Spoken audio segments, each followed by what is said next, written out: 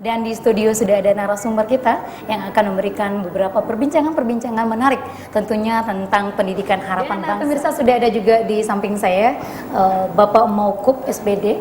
Ya, betul ya Pak ya? Ya, Yeah. Jadi beliau ini adalah salah satu ketua direktur Indonesia Education Community Center. Beliau juga S2 saat ini di UNJ Pak ya. Yeah. Bagaimana kabarnya pada malam hari? Alhamdulillah baik. Baik saja ya. Terima kasih sudah berada di studio kami. Sedikit mungkin Pak Maukup bisa menjelaskan kepada pemirsa mungkin tentang kami ini seperti apa mungkin ke depan terkait dengan tema kita yaitu pendidikan harapan bangsa itu sendiri. Ya. Harapannya kami ke depan dikembangkan melalui kompetensi seluruh kader yang ada di seluruh Indonesia. Jadi bukan waktunya lagi saat ini seluruh kader Kesatuan Aksi Mahasiswa Muslim Indonesia meninggalkan dunia pendidikan ini. Harus memberikan persentase yang besar terhadap dunia pendidikan, karena salah satu perubahan yang sangat menjamin perbaikan bangsa kita adalah dengan pendidikan.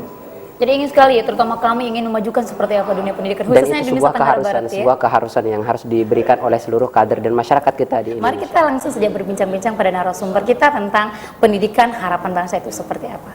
Baik, Bapak, mungkin pertama saya ingin pertanyakan sedikit tentang permasalahan bahwa di bulan Mei ini ada momentum 4 momentum kalau tidak salah ya. Jadi momentum adanya hari yang bersejarah juga buat kita. Ini seperti apa? Bapak sebagai ketua aksi mahasiswa Muslim Indonesia bergerak dalam organisasi kami menilai bulan-bulan yang bagus seperti ini. Tentang pendidikan saat ini memang jadi fenomena besar ya bagi masyarakat, apalagi terlebih masyarakat Nusa Tenggara Barat yang memiliki SDM itu masih tergolong rendah dibandingkan dengan provinsi-provinsi lainnya. Ini mungkin dari kami sendiri punya sedikit keprihatinan terutama ya tentang dunia pendidikan. Seperti apa Bapak menilai hal seperti itu? Keperhatian yang sangat mendalam yang kita lihat saat ini adalah tidak terjadinya sebuah kesempurnaan dalam proses pendidikan.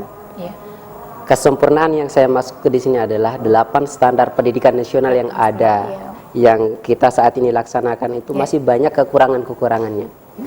Kebijakan pemerintah pusat kepada kepada pemerintah daerah, kemudian pemerintah daerah kemudian disampaikan ke sekolah-sekolah yang ada, banyak yang tidak ada kaitannya.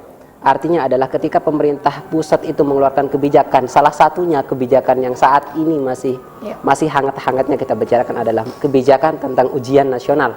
Ujian nasional yang menjadi standar kelulusan. Seharusnya pemerintah kita ini harus membaca ulang.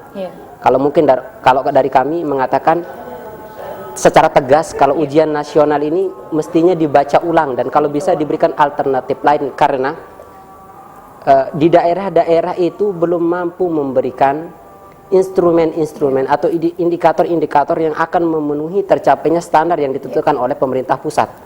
Ini keprihatinan yang pertama dalam sistem kebijakan pemerintah kita.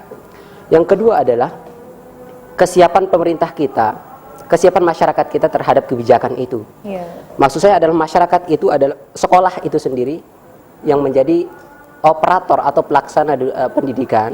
Kemudian masyarakat kita saat ini tidak terasa mereka dituntut dengan kesempurnaan fasilitas sarana dan prasarana yang ada. Salah satunya adalah buku. Di daerah-daerah mungkin kalau kita lihat tidak sama seperti di kota besar seperti Jakarta, Surabaya, Bandung dan lain-lainnya. Kemudian ini disamaratakan. Kebijakan sistem tindihan ya, terutama kita di Nusa Tenggara Barat ya. Iya, salah satunya Nusa Tenggara Barat. Kalau tadi dikatakan oleh Mbak adalah SDM yang kurang. Kalau saya melihat bukan SDM yang kurang di Nusa Tenggara Barat ini.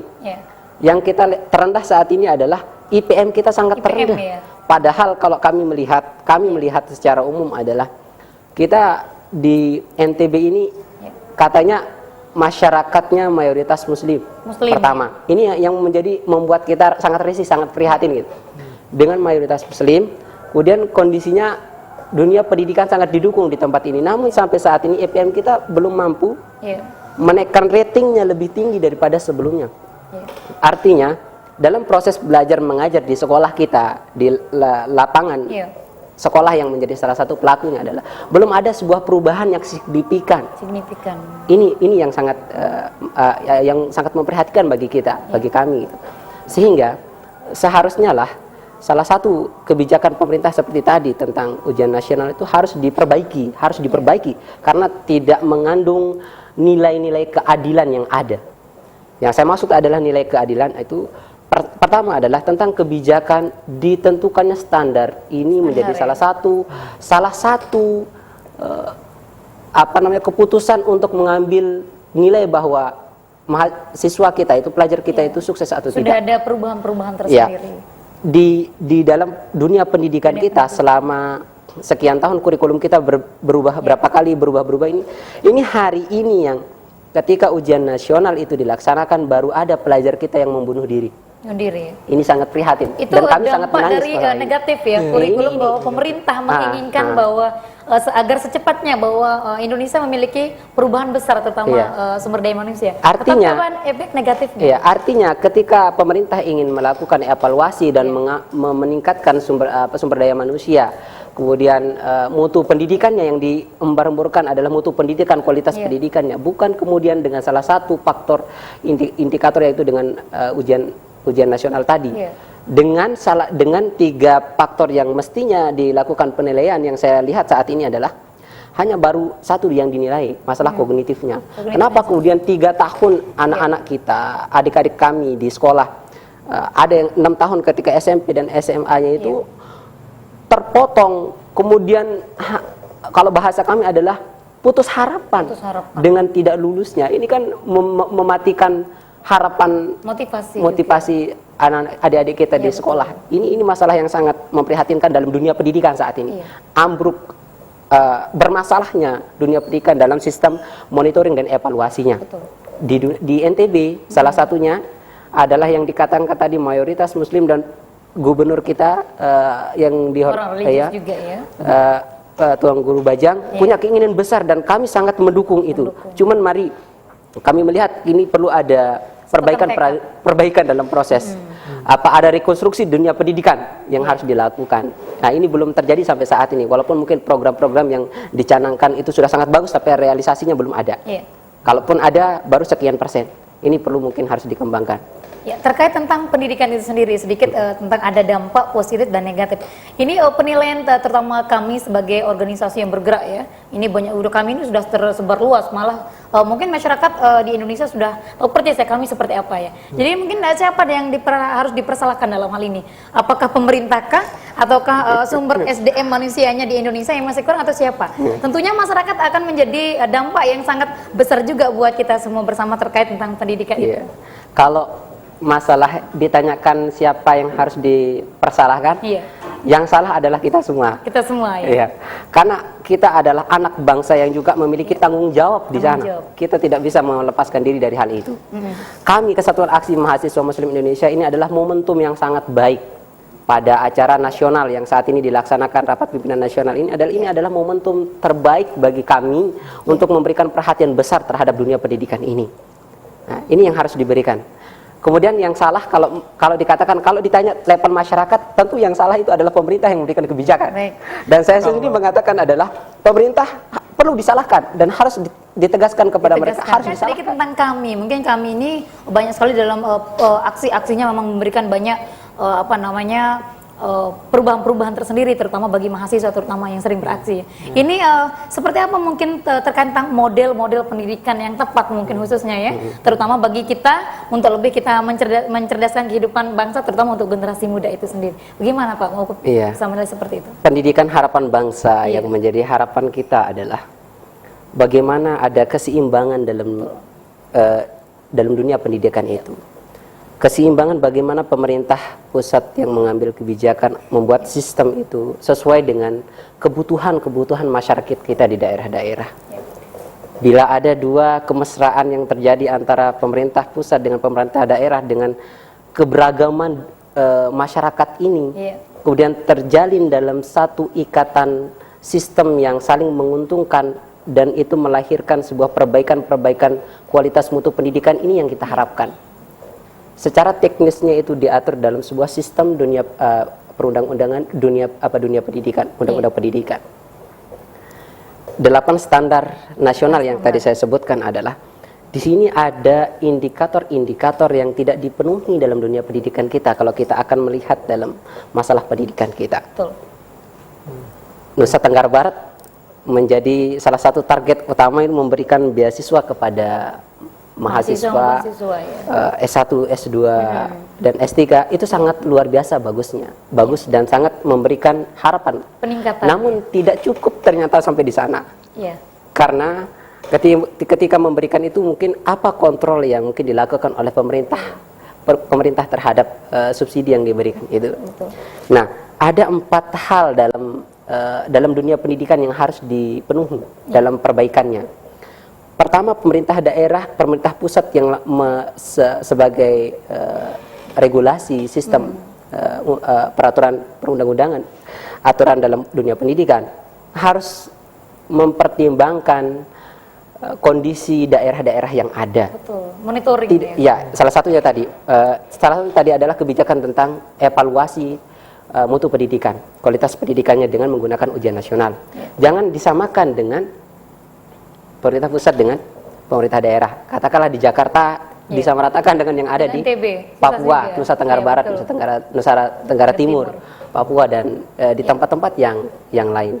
Ini perlu menjadi evaluasi kita bersama. Betul. Dan guru saat ini harus berani bersuara.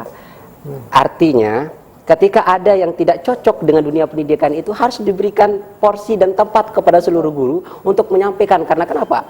Guru inilah yang mengetahui segala seluk-beluk yang ada dalam proses belajar mengajar itu.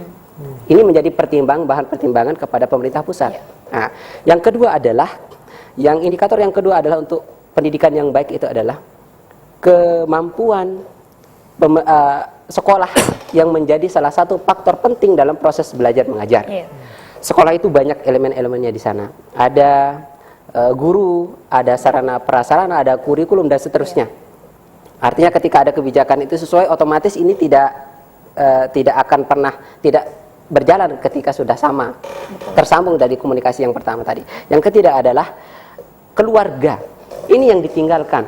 Masalahnya adalah saat ini di masyarakat kita ketika dia sudah menyerahkan anaknya kepada sekolah, maka sepenuhnya sekolah itu punya tanggung jawab untuk pengembangan keilmuannya, akhlak dan lainnya. Dalam hal ini tidak ada kesinambungan antara pihak wali murid beserta dengan pihak pendidikan. Ya, artinya begini ya. Artinya itu benar. Artinya ada yang ditinggalkan dalam hal ini.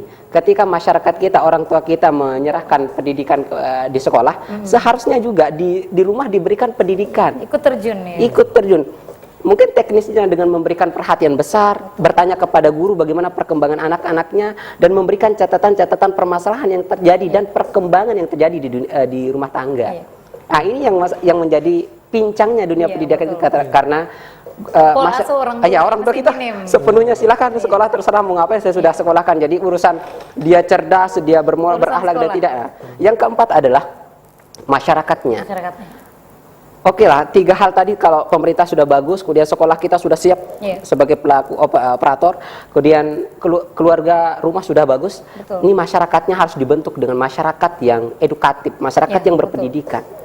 Nah, ini yang tidak ada dalam dunia kita saat ini. Kalau boleh saya katakan di Nusa Tenggara Barat ini yang kurang. Karena kalau kita baca masyarakatnya berapa persen yang menjadi guru, berapa persen yang menjadi petani, pedagang dan lain-lainnya. Nah, ini artinya perbaikan pendidikan itu tidak bisa dalam satu segmen saja. Ini media saat ini.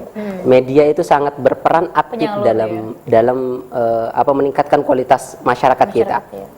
Nah, ini yang saat ini tidak mendidik masalahnya. Nah, program televisi yang ada, media cetak yang ada, banyak yang memberikan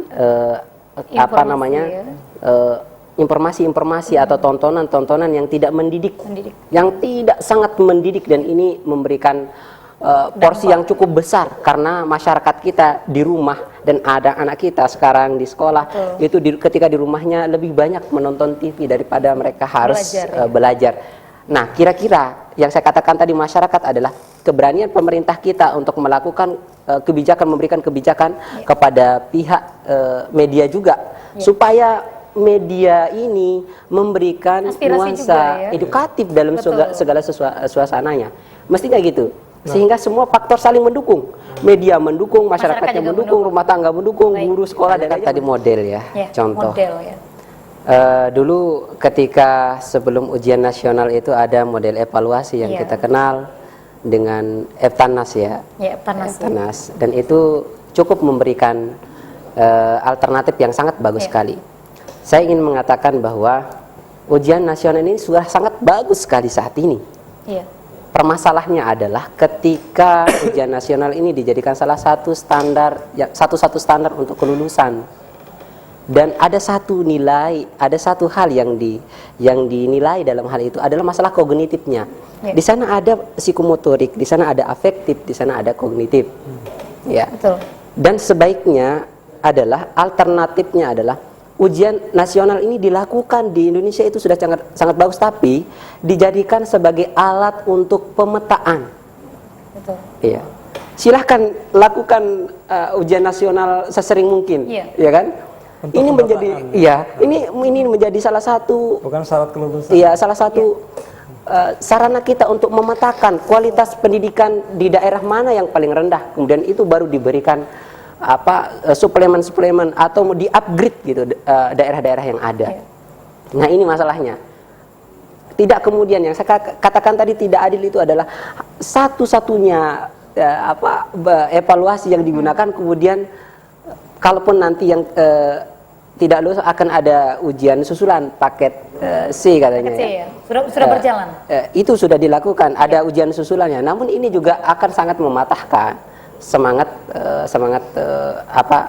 siswa kita.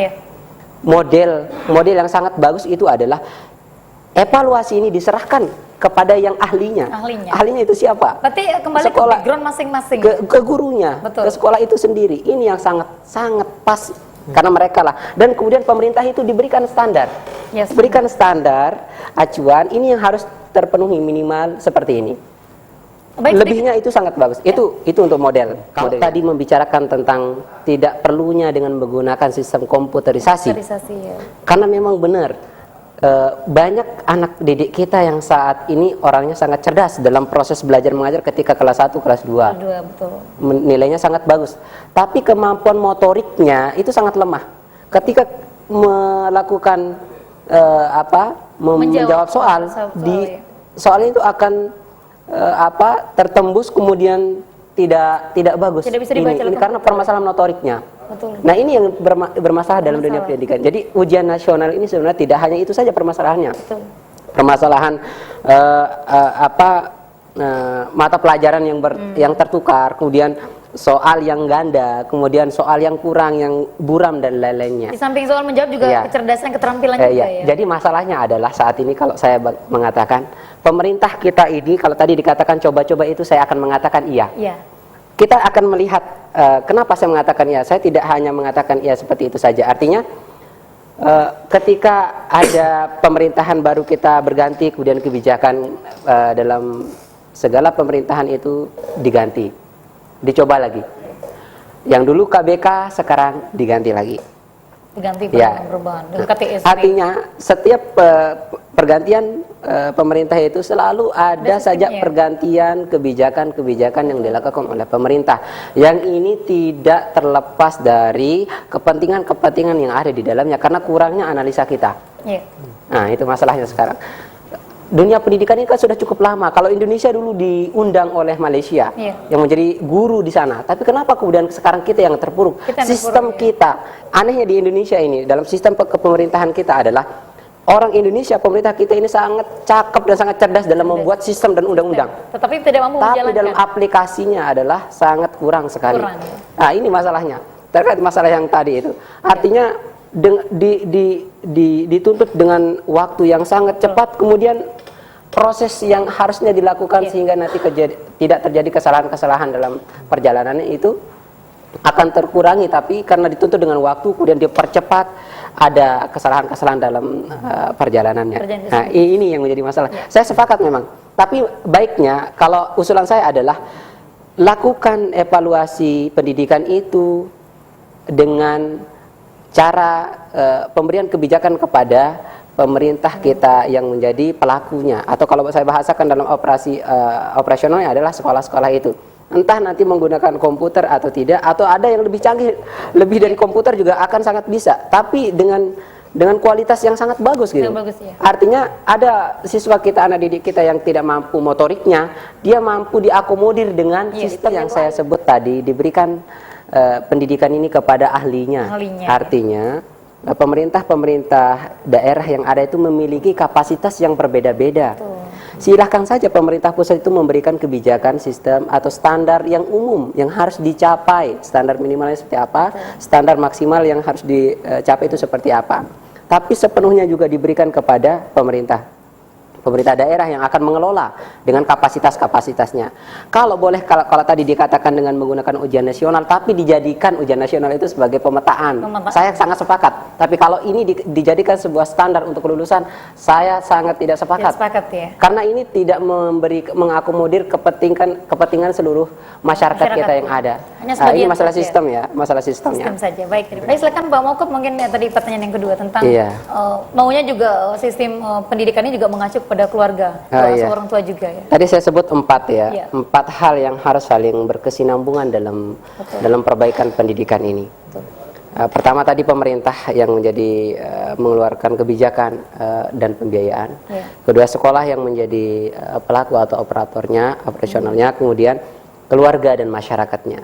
Kalau pemerintah sudah jelas tadi harus memberikan anggaran kepada seluruh masyarakat dalam merentas menjalankan pendidikan ini. Kalau kemudian sekolah sudah memiliki standar-standar. Nah, dalam sekolah itu yang lebih ditekankan adalah kriteria guru idaman bangsa itu seperti apa. Guru. Nah, ini yang lebih. Kalau dulu kita tidak memiliki bangunan yang sebegitu megah, sekarang Indonesia memiliki bangunan yang cukup bagus dalam dunia pendidikannya. Tapi sangat rendah dalam pendidikan moralnya. Terbalik ini.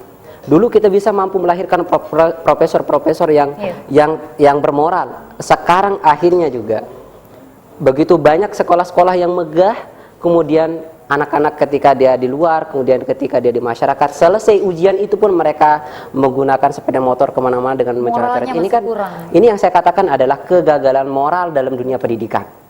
Nah, ini titik tekannya. Maka dalam sekolah itu 8 standar pendidikan nasional itu harus penuh, dan titik tekannya di sana harus saling mengaitkan. Guru yang menjadi model, yang menjadi role model, yang menjadi tauladan itu harus memiliki kriteria yang benar. Nah, saya tidak mengatakan guru saat ini tidak punya kriteria, punya. Tapi ini menjadi bahan evaluasi kita. Kenapa kemudian saat ini tidak terjadi sebuah perbaikan yang lebih baik lagi? Nah, ada masalahnya di guru dan masalahnya di yang lain-lainnya. Artinya saya tidak menyalahkan guru itu sendiri, tidak ya. Artinya guru ini juga dia hanya pelaku dari sistem yang ada. Artinya guru itu tidak mampu berbuat apa-apa kalau udah sistemnya seperti menjalani sistem itu sendiri. Nah, ini yang saya maksud, tidak boleh ada satu kepincangan dalam dunia pendidikan ini. Pemerintah, sekolahnya, kemudian keluarganya. Saya mengatakan pada kesempatan ini homeschooling itu sangat bagus sekali. Bagaimana caranya homeschooling itu diterapkan? Artinya dalam porsi yang mungkin ambil hal-hal yang sangat menarik dari pendidikan keluarga. Kan bagaimana orang tua yang memiliki artinya memiliki karakter dan pendidikan yang bagus. Ya mungkin dari sisi hal ini adalah motivasi dan etika. Nah, kemudian orang tua, ibu yang saat ini seperti apa masyarakat kita, remaja kita. Ibu adalah perpustakaan utama, sumber ilmu yang paling utama. Nah, seperti apa orang tua dan keluarga kita, dan apakah di sana di rumah kita itu ada buku-buku dan lain-lainnya. Dan masyarakat yang saya sebut adalah media. Kemudian masyarakat yang lain itu adalah lingkungan tempat sekitarnya, tempat bermainnya, apakah di sana sudah edukatif atau tidak. Dan banyak hal, indikator-indikator yang mungkin kalau kita akan tanyakan. Nanti saya saya sudah menulis dalam kriteria guru idaman bangsa itu adalah insya Allah Juni ini akan selesai buku saya yang kedua tentang kriteria guru idaman bangsa. Ada di sana nih tentang kriteria apa yang harus dimiliki oleh guru seharusnya. Oke, guru-guru juga harus mestinya sudah siap-siap untuk membeli bukunya ya. Baik, terima kasih banyak Pak Mauquf atas kesempatannya telah hadir di studio kami.